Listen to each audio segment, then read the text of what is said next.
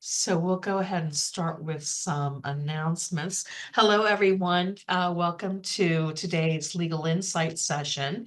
Today is Thursday, April the 25th, 2024. Before we get started, just a couple of announcements. Don't forget, Paralegal Day is quickly approaching. It will be here much faster than you imagine. Tickets are available for purchase. Just go to the website for that to purchase your tickets. Again, this year's Paralegal Day is taking place on Monday, May the 20th at 5:30 out in Gahanna at Creekside Event Center, where we were last year. It's a beautiful venue. And this year we will be welcoming Ohio Supreme Court Justice Michael P. Donnelly as our keynote speaker. We're very excited about that. We are hoping that you all will join us. And like I said, ticket sales are available. Just go to the website and you can purchase your tickets for that event if you have not. Let's see, do we have any? No. Okay. Just directing your attention to our sustaining members. Without our sustaining members, there really is not much that we can do. They support us in many ways, and we are very grateful to all of them.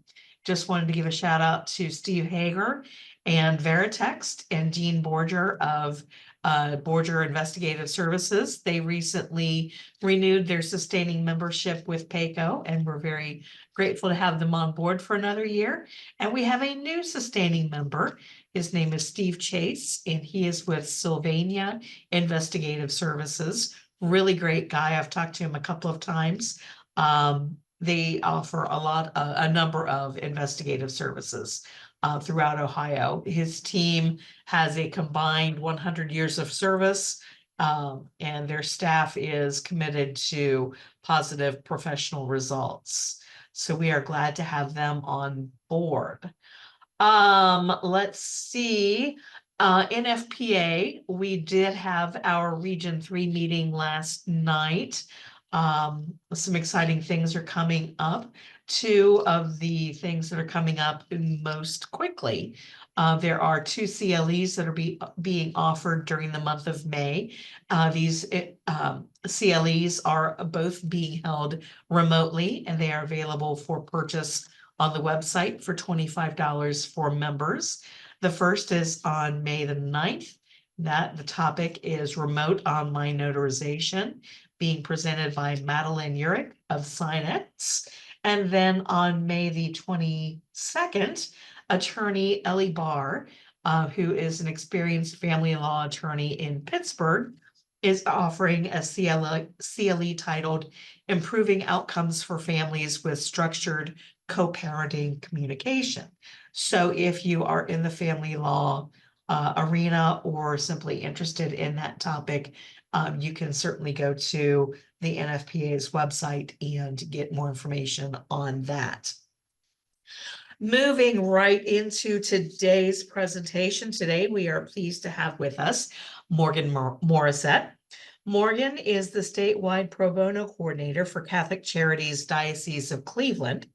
And she actually is based out of Columbus. So yes, it's through the Diocese of Cleveland, but this is a statewide organization, and she is based in Columbus, which is why she's presenting to us. She's going to give us a primer on Immigration 101.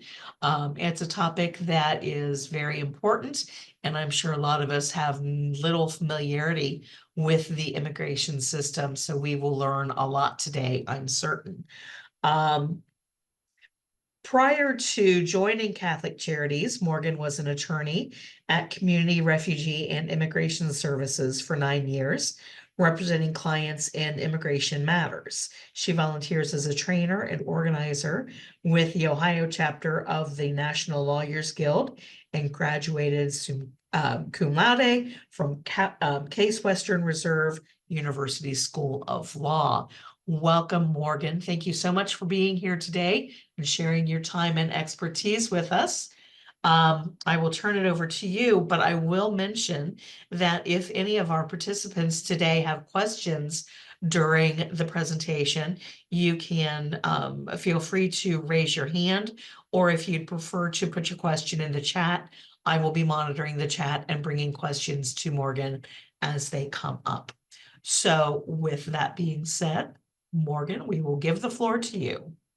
Thank you, Angela. You're welcome. Such a nice introduction, and I'm so excited to present to paralegals. You are all very mysterious to me because I've always worked at nonprofits, so I've never worked with a paralegal. Maybe I will learn more about you all too. We're going to talk about immigration today. It's just like an appetizer of immigration, talking about very broad strokes basics. Maybe you'll be interested, you'll want to learn more, and we can connect afterwards. This is a little agenda, but oh no, why won't it let me go forward? Like Angela was saying, just a note on questions. I love questions. I would much rather answer them as they come up than like read these slides wrote. So feel free to ask them, put them in the chat. I know this is being recorded and that sometimes people have questions. They're a little nervous to ask about immigration. So maybe if you have one that you don't want to be recorded for, Angela, if we can like stop recording 10 minutes before the end or something, if anybody has something, I don't know if that's an option. Typically we do record the entire Okay. session. No, that's fine. Maybe, Yeah, I mean, my info will also be here at the end, so people can reach out. yeah, that's always a possibility. Great. Okay. So just a little background.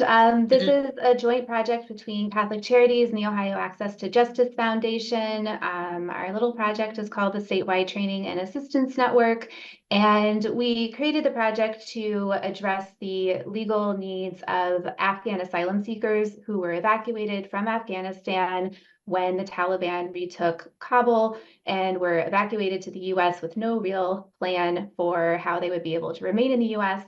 The existing nonprofit networks that would normally do their legal work just couldn't absorb those numbers. So we've been recruiting and training volunteer attorneys and non-attorneys to take on those cases.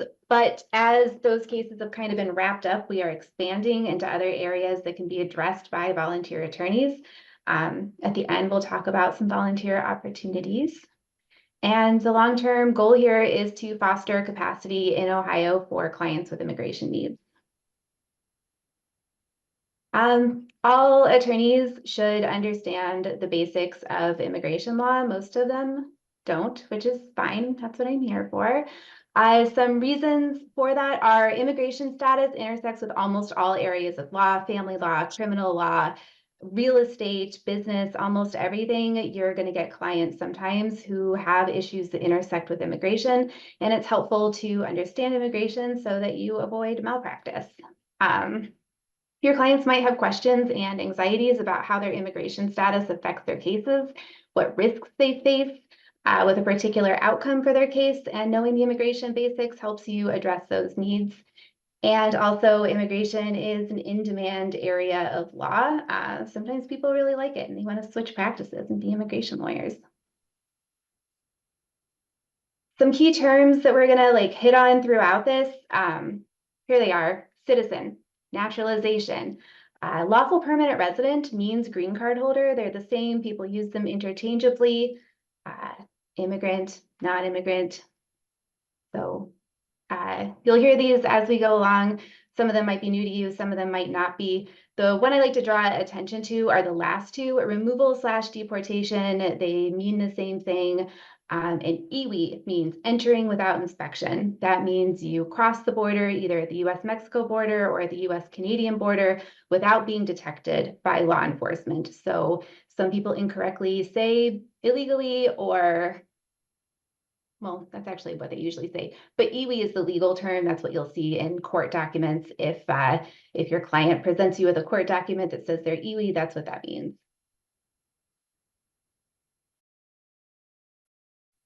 Work authorization is very frequently going to be the most important thing to clients that have immigration statuses that are not US citizens. To work legally in the US, every time you apply for a job that's a W-2 job, you have to demonstrate that you're either a US citizen or that you're not a citizen, but you're authorized to work in the US.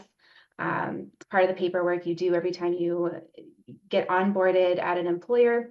And not all immigration statuses, actually most of them are not eligible for work authorization.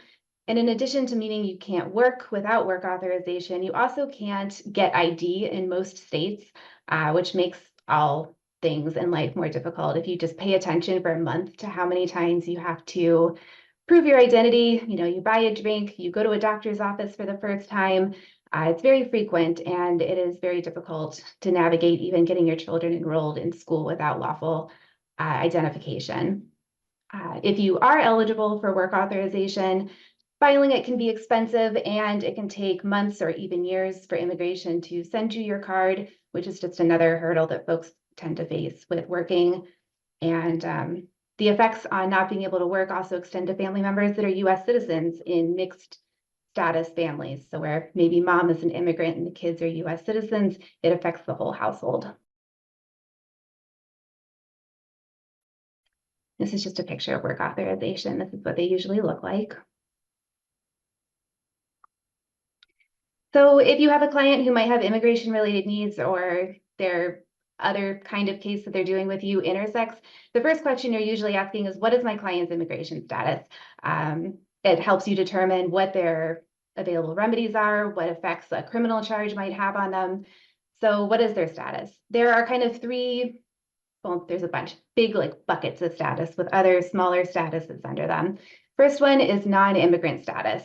This is lawful status in the US, but it's intended to be temporary. It's not supposed to lead to a green card. It's not supposed to lead to citizenship.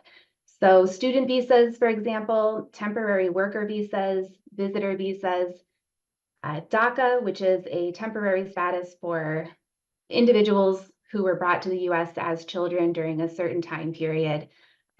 Humanitarian parole, which is what most Afghans entered the US on, or temporary protected status, which we'll talk about a little bit more in depth later. These are all temporary statuses. They're supposed to last for a set period of time, and then the person who has that status departs the US. The next one is immigrant status. Immigrant status is supposed to be permanent. This is supposed to be a way for the person to stay here forever. Refugees, asylees, and lawful permanent residents, which means green card holders, those are all immigrant statuses. They are permanent unless something happens to mess it up. Sometimes you'll hear overstay or out of status. These are not legal terms, but they're used to refer to situations where somebody had an immigration status, probably a temporary one, and they stayed after that authorization ended. So maybe they came on a visitor visa that was valid for 6 months and then they didn't leave. Or they had some other kind of immigration status, but it was revoked. A little more in depth on some of the permanent ones, refugee. Everybody is in Ohio. If you're in a major city, you have a large refugee population, so you might see this as an immigration status pretty frequently. This is for somebody who was resettled to the US as a refugee. So they were in a refugee United Nations run camp in not necessarily the country of their birth, but a neighboring country that they were able to flee to. So for example, you're born in Somalia, you flee the civil war to Kenya, and you begin living in a United Nations refugee camp. A very small percentage of people in those camps, less than 1%, are eventually processed for resettlement. So they're told, okay, you're going to be resettled. You're going to the US or Australia or South Africa or wherever. And in the case of the United States, they are brought to the US, set up with services, and they can apply for a green card 1 year later, and then citizenship after they've been a green card holder for 5 years. So it's a permanent status. It is supposed to last forever. It is work authorized and leads to citizenship, assuming nothing happens that it gets revoked and they otherwise meet the qualifications. A similar and often conflated one with refugee is asylum status. This is somebody who came to the US by some other means. Maybe they came on a visitor visa, maybe they approached the US-Mexico border and requested asylum, maybe they came on a student visa, but somehow they were in the United States and they said, I cannot return to my home country because I will be persecuted, and they were granted asylum. this is a permanent status. You can remain in the US forever as an asylee as long as it's not revoked for some reason. And then same thing, you can apply for a green card and citizenship after certain periods of time. The next status is related, but not permanent, asylum seeker or asylum applicant. This is somebody who has applied for asylum. Their asylum has not been granted, it's just pending. After a certain period of time, they're allowed to work in the US, but since most asylum cases are denied, it's almost never going to be a permanent status. Another term that you hear a lot is undocumented. It's also not a legal term, but it's usually used to refer to people who had an immigration, so who entered the US without authorization, without being detected by immigration authorities. So there's literally no documentation that they are in the US. But a lot of people will also use undocumented to refer to people who came to the US, requested asylum, and were paroled into the US so that they could seek asylum. So people use undocumented both to mean there is no documentation for you and there is documentation for you, but it's not permanent. So it's one of those terms that if somebody says, I am undocumented, you're going to want to dig down a little bit more and see what they actually mean. And another status that you see very frequently is parole. There are a lot of categories for parole. The one you are most likely to encounter is a situation where somebody approached the US border at the US-Mexico border, requested asylum, and was told, you have a chance of winning your asylum, so we're going to let you go into the US on parole for 1 year or 2 years and allow you to seek asylum. It is a temporary status. It is supposed to kind of be a stopgap for an emergency situation where there's no status for the person to be granted now, but they need to enter the United States. You will also see like special parole programs. There's one right now for Ukrainians, and there's another one for Afghans, for example, where they're being allowed to enter the US on parole when they don't qualify for any other status. So it's kind of a catch-all. This is the quickest version possible of asylum. It's a status you will see a lot, both people who have been granted asylum and who are seeking asylum. I have a whole 2-hour training just on asylum. It's my favorite topic, but the very quick version is asylum is a form of permanent protection available to individuals who have experienced or face persecution in their home country on one of 5 grounds: race, religion, nationality, political opinion, or membership in a particular social group. Individuals who are seeking asylum almost always have to file within 1 year of entering the US. Evidence is critically important in these cases, and working with attorneys greatly increases their chances of winning by like huge numbers. Persecution is a term of art, but here is a fun list of cases that I've done and won. Common grounds that you'll see for persecution: female circumcision, non-medical amputations, acid attacks, enslavement, murder, corrective rape, physical torture, although with physical torture, it usually has to be multiple times depending on severity.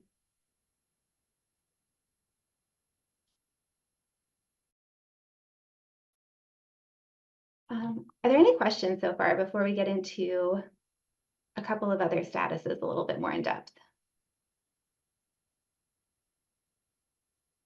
All right. Yeah, I'm not seeing any questions. Great. The next status I'd like to get a little bit more in depth on is U visas. This is also a really good opportunity for volunteering because a lot of U visas is hurry up and wait.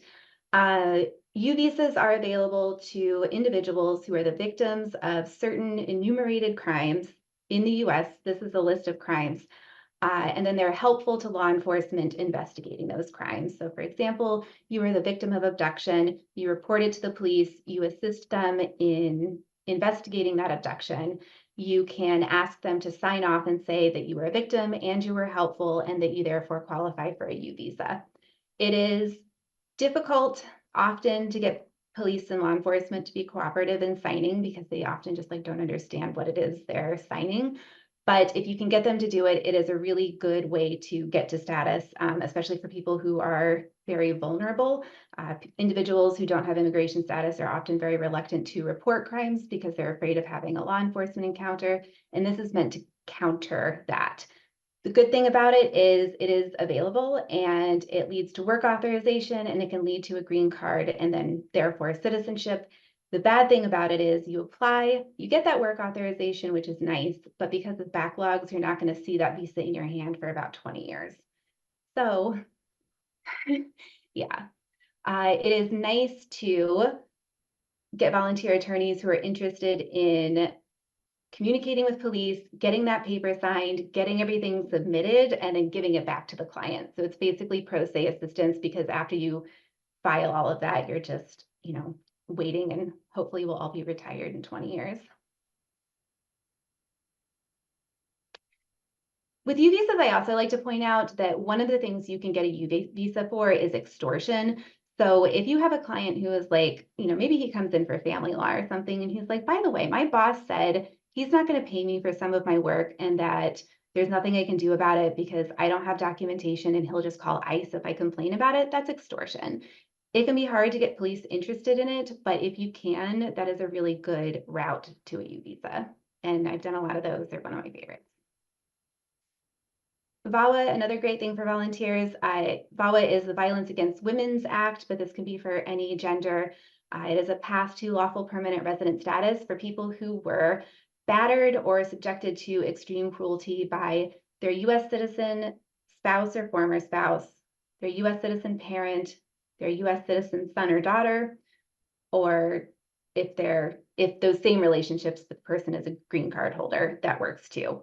So if you're doing a divorce and your client is undocumented, their spouse is a US citizen and their spouse has been abusive, exploring VAWA is definitely something you want to do if their goal is to get immigration status. You can be eligible for VAWA even if you entered the US without inspection, which is nice because most forms of immigration relief are not available if you entered the US without inspection. And the abuse does not need to be physical, but just keep in mind there are evidentiary standards. So you might have to do some work to prove whatever the abuse is, be it physical, financial, or verbal. Another fun way to get status is labor exploitation, being the victim of it, not performing it. This is kind of new over the last couple of years, but essentially the US government has expressed we have an interest in investigating labor exploitation. And so victims of labor exploitation might be eligible for 2 years of deferred action. Deferred action is a temporary status. It doesn't lead to anything permanent, but you're saying we are not going to remove you from the United States for 2 years because we want to be investigating this labor exploitation and we need you here to help investigate it. It does qualify the client for work authorization too, which is nice and kind of gives them some breathing room while they explore maybe other ways to get permanent status. Some examples of labor exploitation would be wage theft, safety violations, discrimination. And because this is new, everybody's kind of exploring how it's going to work. So working with an attorney, definitely the bet over doing it pro se. The last status that I like to talk about that you're going to see a lot is temporary protected status. This is where the US government says, look, if you are already in the US for whatever reason, maybe you came on a student visa, maybe you came without inspection, maybe you overstayed, but you're already here and things in your country, like you cannot return right now. Nobody should have to return to, for example, Haiti because of what is going on right now. So it is basically saying everybody who is from that country, who has been in the US since a certain date, you can stay in the US, get work authorization until we decide it's okay to go home. So during the Ebola crisis, for example, there was TPS for several West African countries that lasted 2 years, and then that was it. But other countries, they get renewed repeatedly, and so it lasts for a while. This is a small selection of countries that currently have TPS, along with the dates that they have to be in the US since in order to qualify. So for example, for Haiti, you have to have been here since November of 2022 in order to file for TPS. Who knows how many times it will be renewed, but some of them are pretty old, like Honduras, for example, you have to have been here since 98 to get temporary protected status. Removal / deportation proceedings, there's no reason to call it one or the other. I don't know why, but under the old law, it was called deportation. Under the new law, it's called removal. It is functionally the same. Our immigration court is in Cleveland, Ohio for the state.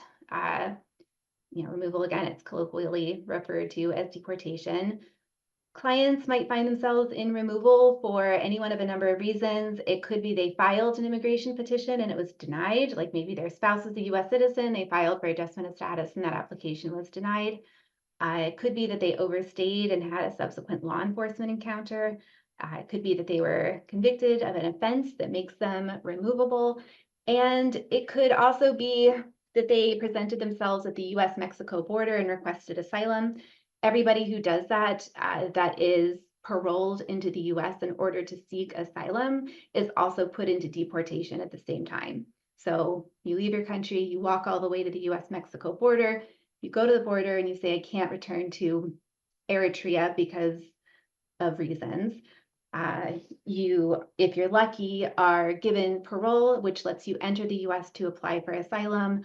But at the same time, you're placed in deportation proceedings. So you're going to spend your time in the US basically going to immigration court to fight for asylum.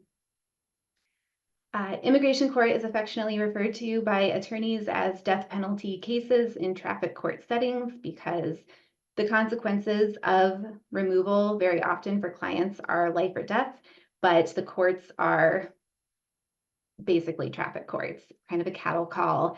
It doesn't have rules of evidence and rules against hearsay in the same way that other courts do because it's an administrative court. And judges are subject to virtually no oversight, especially since the appeals process for immigration denials takes several years, and it's prohibitively expensive to get representation.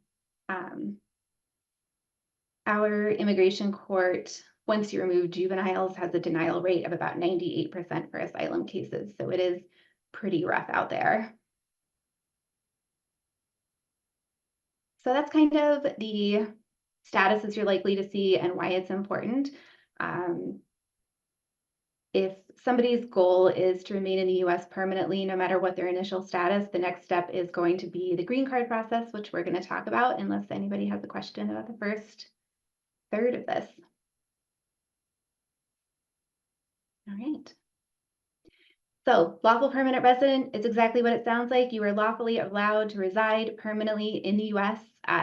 Often referred to as green card holders because for many years, the card that you get that documents that you're an LPR was green, and then they weren't for a long time, and now they are green again. So it is once again an accurate description.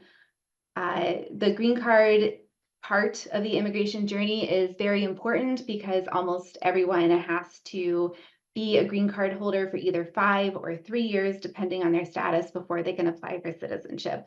There's a couple exceptions. If you're active US military, you can often skip that 5 or 3 years. There's a special situation for the children of US citizens, but by and large, you have to be a green card holder for 5 years or 3 years if you're married to a US citizen. To be a green card holder, you have to qualify for a lawful permanent residence. It is basically, do you or do you not fit into one of a few dozen little boxes? For example, having a U visa for a certain period of time, having a certain relationship to a US citizen. Some people think of a green card application as like a lottery. You just like write your name down and then hopefully you get a green card, but it's not. You have to qualify based on one of a very few statuses. A lot of things can also disqualify you for green card status.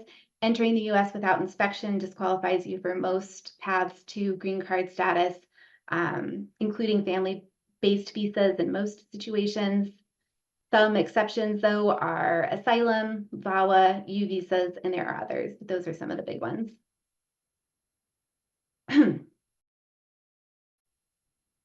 So a couple of paths to lawful permanent residence besides the ones that we touched on earlier. The biggest one is family reunification. By miles, family reunification is the most common way that folks go from not being a green card holder to being a green card holder. A US citizen, so me, for example, I can petition for my spouse, for my under 21 unmarried children, for my parents once I'm 21 years old. And a fiance as immediate relatives. So that means there's no wait list. I file for them and they're immediately eligible for this permanent status, immediately being how long it takes immigration to process the paperwork, which is between 6 months and like 3 years. So that is the fastest and most reliable way. Non-immediate relatives means you can file for them, but there is a wait. So a US citizen can also petition for their children that are over 21, but the wait list is about 9 years. For their married children, but the wait list is about 15 years. And for their siblings, but the wait list is about 16 years. And during that wait, that person cannot be in the US unless they also have some other sort of status, because if you're not an immediate relative, if you have unlawful time in the US, so say I'm a US citizen, I'm applying for my brother who is not a US citizen, maybe I file for him, he's in the US 16 years later, and like, yes, it's finally time, but it turns out he's been here unlawfully that whole time, he can't get a green card anyways, the 16 years were for nothing.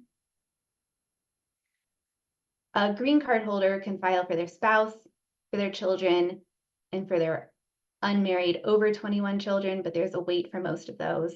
Green card holders cannot petition for their parents, for fiancés, or for their married children. So family reunification is a great route if you qualify for it, but not without its issues, including wait lists.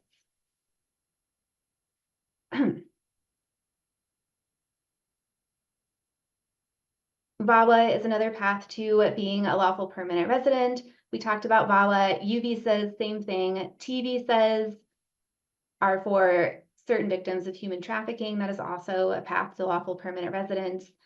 Some employment visas are a path to lawful permanent residence and some are not. It just depends on the employment visa. Entrepreneur visas, I have never met anyone who qualifies, but in theory, if your client has $500,000 to invest in a US business, they might qualify for an entrepreneur visa. And SIJS is special immigrant juvenile status. That is status for children, unaccompanied minors, essentially. And that can also lead to permanent residence. There's also SIV, special immigrant visas, which is mostly for US translators who worked for US forces in Iraq or Afghanistan. Registry, I haven't met one, but if you meet somebody who's been in the US since 1972, they might qualify for this very old program called Registry. Diversity visa is essentially a lottery visa. You don't see a lot of them, but they are out there. And then there's like special programs you run into every now and then, like the Cuban Adjustment Act or Lautenberg, which was for religious minorities who fled the USSR. So you kind of have these one-off programs every few years that you have to sort of file away in the back of your head. And if you meet, you know, an Anabaptist from the former Yugoslavia, you're like, yes, I know the status for you. Another one I like to touch on is my very favorite visa because I saw one once with my own eyes and I've never ever met anybody else who has, but it is an S visa, which is an informant visa. We affectionately refer to them as snitch visas, and it is kind of a unicorn visa. Only about 12 are issued every single year, and that is where your client snitches on organized crime or international terrorist organizations to law enforcement. They're very difficult because the FBI loves to promise them and then not deliver, but if you can get it, they are pretty awesome. Barriers to becoming a lawful permanent resident. One, the vast majority of people who come to the US are just never going to qualify for it. People will call all the time and say, hey, I came here on a visitor visa from Spain or wherever, and I just want to stay here. And the answer is almost always, well, there's just no lawful path for you. Filing fees, if you do qualify, can be thousands and thousands per person.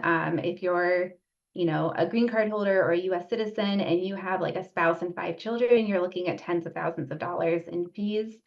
USCIS errors causing years of delay is a big barrier. One of my first big barriers that I faced with that was I was representing a man. He was filing for his wife who was in Somalia.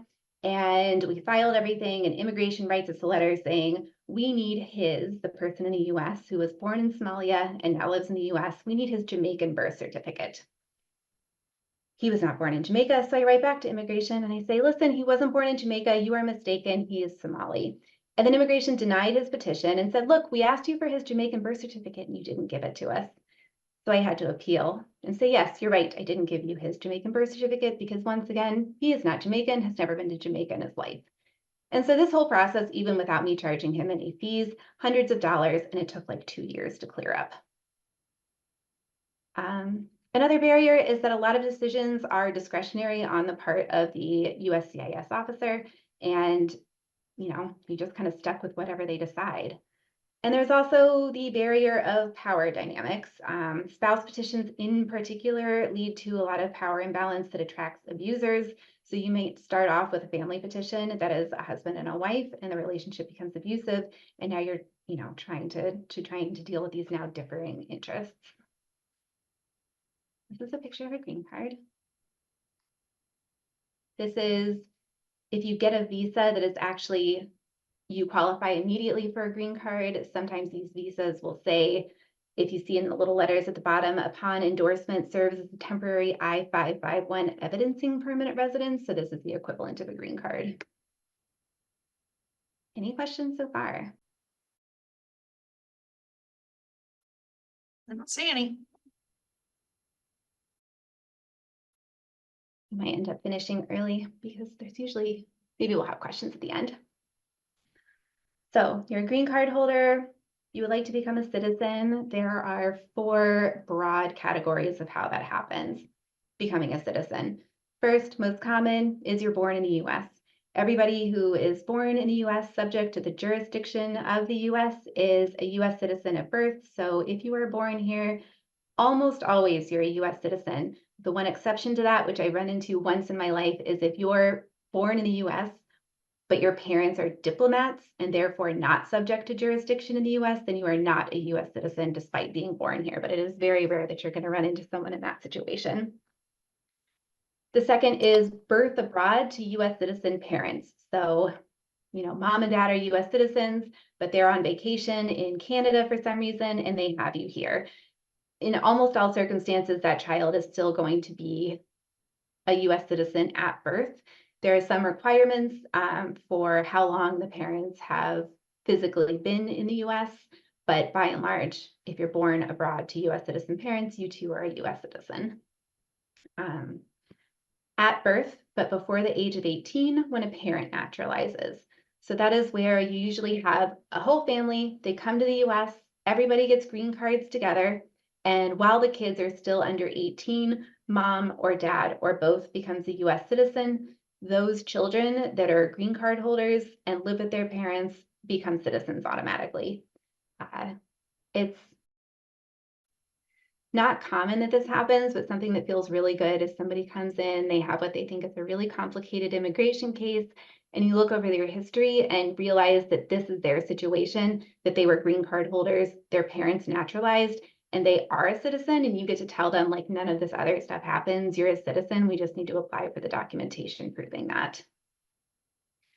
And the last one is naturalization. This is where you apply for citizenship after 5 years as a green card holder or 3 years if you're a green card holder married to a US citizen.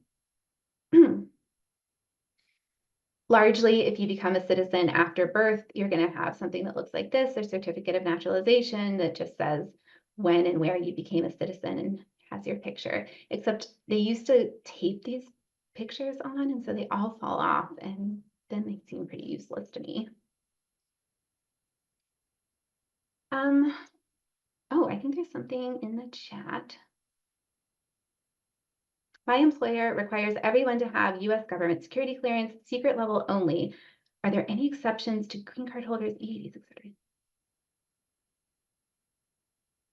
Yeah, so that is, I do not know of any exceptions to that. That is one very strange area where by and large, a client comes in and they're like, my employer says I have to be a US citizen to work here. And I'm like, I will send them an email because this is illegal, this is discrimination, but government work with security clearance is the exception.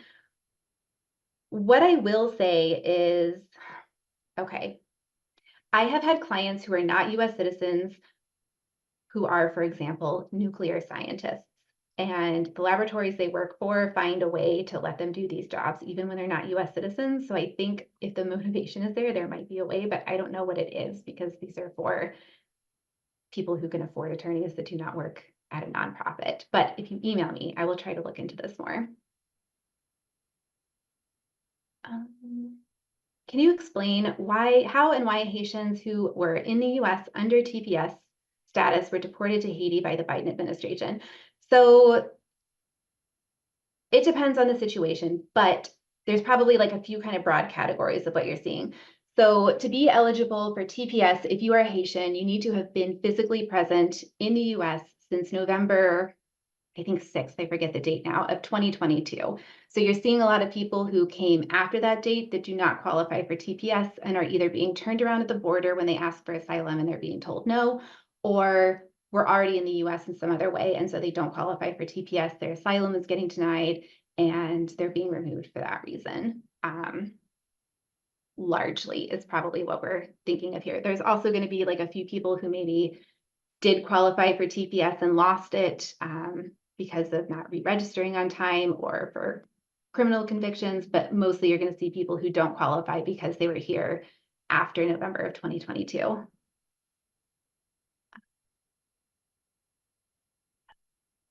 Haiti is, I expect, so the US government, it's like two secretaries that make this decision, Homeland Security and another one. It's like not coming to me for some reason. They make these decisions and they decide, you know, Haiti right now, you have to be here from this date. Usually they will announce it on like November 3rd and say the day before, November 2nd is the day you have to be here from, because they're trying to discourage people from hearing this news and thinking, oh, I can come and enter the US now, when it really only exists for people who are already in the US. So what you see a lot, like Haiti has been designated 2 or 3 times recently because they'll have this November 2022 date, but things are still so bad and people are still fleeing, and they'll say, look, we're going to redesignate it because there's so many more people here now who don't qualify and they really need to, because there's truly no alternative for Haitians. It is, I mean, if you read the news, like you can see. So I suspect that Haiti will be redesignated soon. I very much hope that it will be redesignated soon. Mauritania is another area that there is a lot of organizing around trying to get Sherrod Brown has called for TPS for Mauritania. There's a lot of organizing about trying to get the Biden administration to issue TPS for Mauritania. I hope we get it. We'll see. All right, keep those questions coming, but until then, we are going to talk about some common immigration myths. These are things that you sort of hear out in the community. I have been an immigration lawyer for a long time, and sometimes people think that I am the suggestion box for how immigration should work, or their fantasies about how immigration actually does work. So here is my, curated list of myths that I hear very frequently. The first one that you hear a lot is undocumented immigrants get benefits like government housing, food stamps, Medicaid, etc., and are therefore taking those resources away from Americans. That is not true. I don't think there might be a state out there that offers Medicaid to undocumented immigrants. I don't know of it. Ohio certainly does not. Undocumented immigrants are not eligible for any of these means tested benefits. I think some of the confusion might be that if they have US citizen children, they are eligible, but undocumented immigrants, and in fact, most documented immigrants, are not eligible. A couple of exceptions to that are refugees and asylees, but even individuals who got their green card through, for example, a family petition are not eligible for those until they're US citizens. The next myth is that undocumented immigrants do not pay taxes. That is also not true. The vast majority of immigrants who work under the table, so without work authorization, or who work under an assumed identity, so using somebody else's green card, for example, they pay taxes either by using an ITIN or because they're using an assumed identity. So if I'm undocumented, I use my friend's ID to go get a job. At the end of the year, I'm getting a W-2 in her name and I'm paying taxes. And In fact, despite paying into those taxes, they can't get a tax refund because it's under somebody else's identity, and they can't get benefits like Social Security, retirement income, or unemployment. So they're actually paying into these funds, but they are not able to withdraw from them. Another myth that you see a lot is that undocumented immigrants can just have a child in the US and get status that way. It's a disgusting term, but you hear the term anchor baby sometimes, thinking that you come to the US, you're undocumented, and you have a baby, and that anchors you to the US, and so now you'll never get deported. Absolutely not true. I have seen parents ripped from their children's arms in immigration court and removed from the US. Having a child in the US has zero effect on your immigration status. It does not qualify you for immigration status. Your child who is a US citizen cannot file a petition for you until they are 21 years old. And even when they can file, you can't have unlawful time in the US. You can't have an illegal entry. So if you enter the US without inspection, have a baby here, and 21 years later they file for you, it doesn't even help you.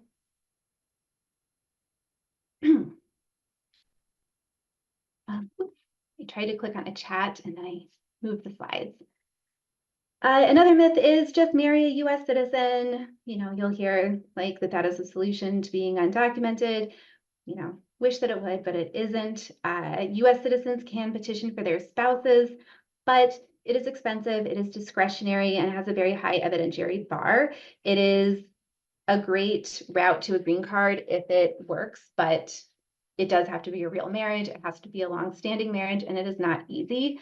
If your spouse, so if the non-US citizen spouse entered the US without valid status, you're taking a huge risk in letting immigration know that you're here, and you can't adjust to a green card holder status in the US anyways. It's very rare that you can get a green card based on marriage if you enter the US without inspection. Immigration often denies completely valid marriage petitions, putting the intended beneficiary, so the person who is applying for a green card, into removal proceedings. So sometimes people will be like, okay, I'm here, I'm just going to apply for a marriage-based green card on my own. And then they go from, you know, not having status, but not, you know, being able to get through the day to suddenly in deportation proceedings. And then also you're making yourself very reliant on your spouse, which if your spouse is a good person, great. But if they're not, it puts you at extreme risk for abuse. Another common immigration myth that you hear is like, just apply for a green card. I hear this a lot and it's infuriating. Like I'll like be talking about a kind of tricky case, like somebody that I really want to be able to get status for, and there's just not a route. And, you know, some person will just say, well, they should just apply for a green card, get in line, do it the right way. For the vast majority of people who are in the US on a temporary status, there is no path to a green card. If you don't fit into one of the little boxes, like when you're applying for a green card, there's a list with little literal check boxes. And if you can't check one of them off, there's just no path to permanent status. Another myth is that it is a crime to come to the US-Mexico border and ask for asylum. So people will refer to people who do that as illegal, which is also a disgusting way to refer to a human being, but you hear it. But that is a myth because in fact, the US Code has guaranteed the right to asylum to anyone who to request asylum to anybody who arrives at the US, including ports of entry, so the US-Mexico border, since 1952. And it's also an obligation that we have under international treaties. Okay, there is a question. Do I have any insight into the process of time and approval for Afghan visas compared to those Ukrainian visas, and what contributes to any difference in the flow and speed of these two visa categories? So I'm going to put a pin in that. I'm going to get to the ends of myths because that is a complicated question or answer, maybe.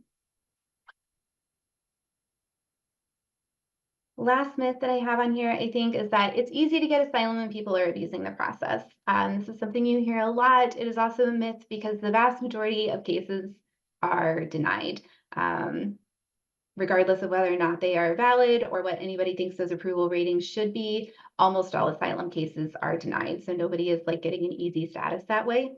The Cleveland Immigration Court, once you remove juveniles, denies about 99% of asylum cases. And the cost of defensive representation, so representation for asylum in front of the immigration court, it usually exceeds $10,000. And there is a crisis level of like not enough asylum attorneys in Ohio. Even if you have the funds to pay for one, it is very difficult to find one that has time for your case. There are two types of asylum. There's affirmative, where you're already in the US and then you're applying for asylum, and that's a little easier. Our jurisdiction, I think, has about a 40% grant rate, and it's not in court. So it's like in front of a USCIS officer. But if you're in removal proceedings and you're filing for asylum defensively, so as a defense to removal, which is everybody who came to the US-Mexico border, the denial rate is about 99% in our jurisdiction. A few ways to get involved, and this is sort of on a rolling basis. So one, we have pro se asylum clinics pretty frequently in partnership with other organizations. So because of the shortage of immigration attorneys and especially asylum attorneys in Ohio, most asylum seekers are never going to get in front of an immigration attorney. They're never going to have an immigration attorney on their case.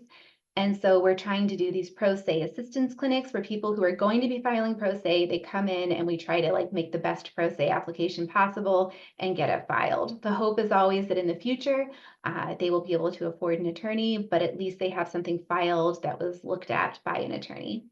In Columbus, the next two in partnership with Legal Aid are May 6th and May 20th. Cleveland, there's two, one in June, one in August with Catholic Charities, but I also know they have them every month that Catholic Charities doesn't at Legal Aid in Cleveland. So in July and September, there are pro se clinics with Legal Aid in Cleveland. Springfield, we have remote enrolling opportunities to help with pro se asylum filings for Haitians. And in Columbus and Cleveland, I pretty frequently have Afghan asylum applications to assign for full representation. Those do need to be attorneys. The pro se clinics, paralegals are like, you can absolutely do it. But if your firms want pro bono Afghan asylum cases, let me know.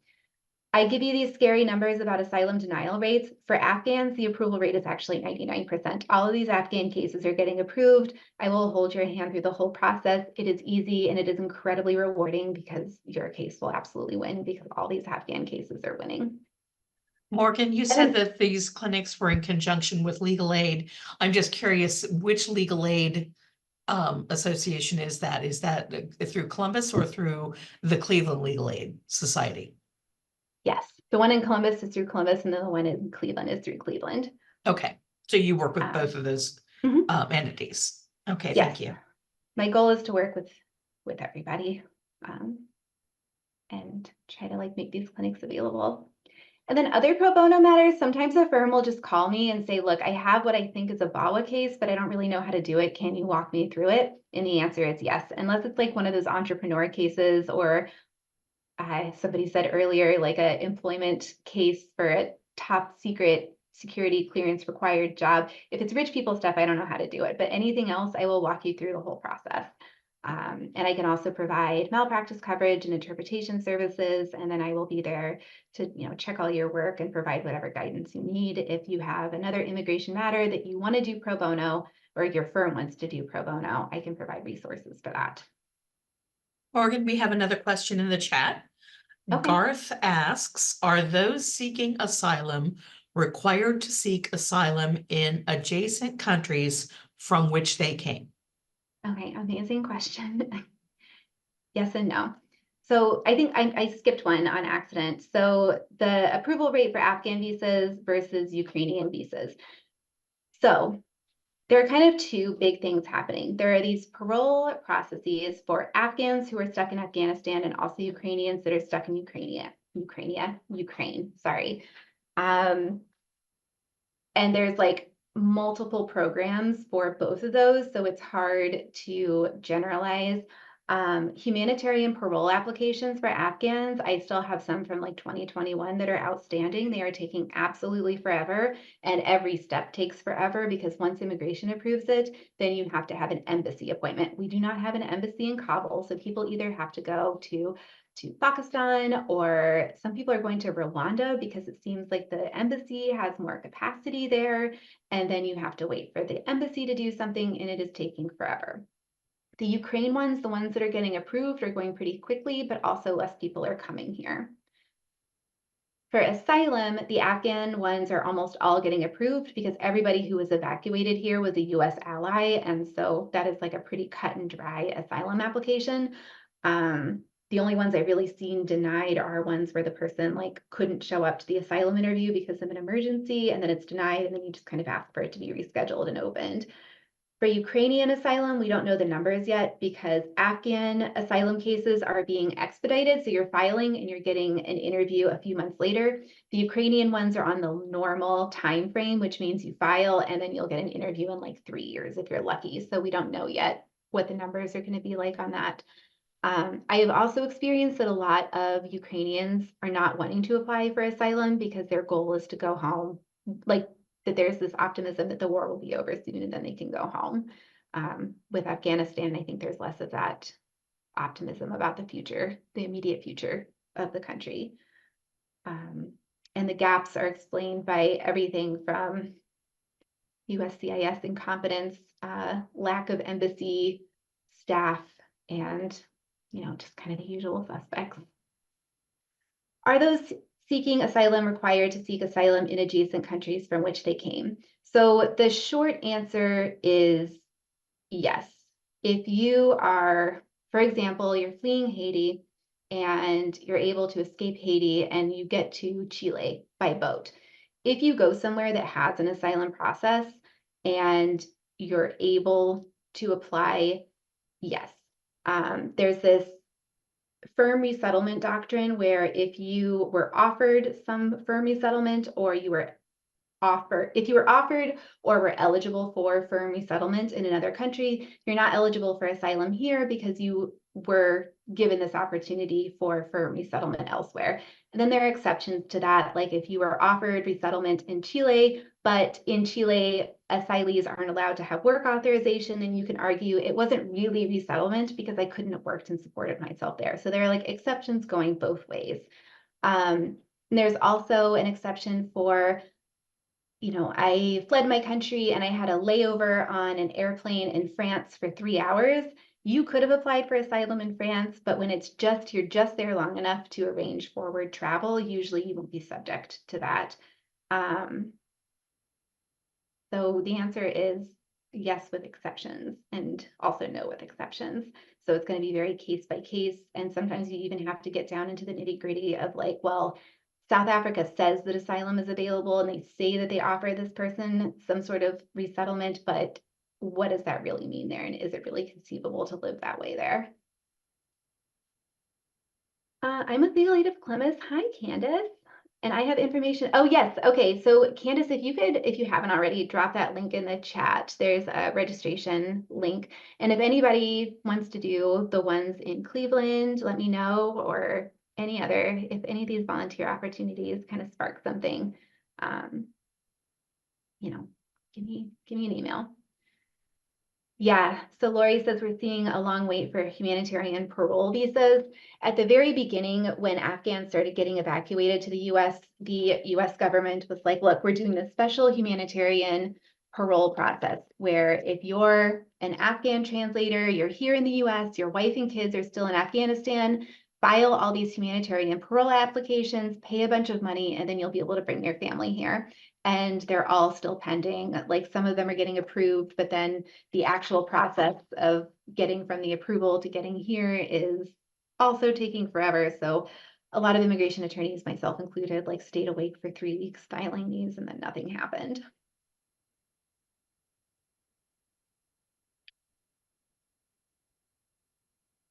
We have so much more time. I would love, like if we're done early, that's amazing for us and I love it. But I'd love to answer more questions, or I can subject you to a much more in-depth asylum presentation, which nobody wants because it is extremely depressing. Oh, goodness. Well, Morgan, I can't believe that our hour is up. I would not have guessed. So clearly we do have individuals that are interested in becoming involved with pro bono asylum clinics and whatnot. So I will rely on well, let's see, I will be in communication with both you and with Candace so that we can get the particular information. Clearly, there's a training program that you offer and, you know, dates for the and locations for these asylum clinics. Between the two of you, we'll gather the necessary information and we'll get that out to our membership and let our members know that if they're interested in becoming involved in participating, these are the steps they need to take. But we do thank you so much for being with us today and sharing your expertise with us. Clearly, this is something we could continue talking about forever. But yes, we definitely thank you for your time and your expertise. We thank our members for being here this afternoon. And be assured we'll get the information to you on how you can become involved. That is all we have for today. Thank you so much to everybody. Have a great rest of your day.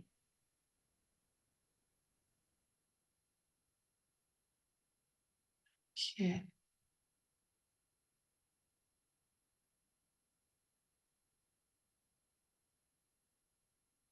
Okay.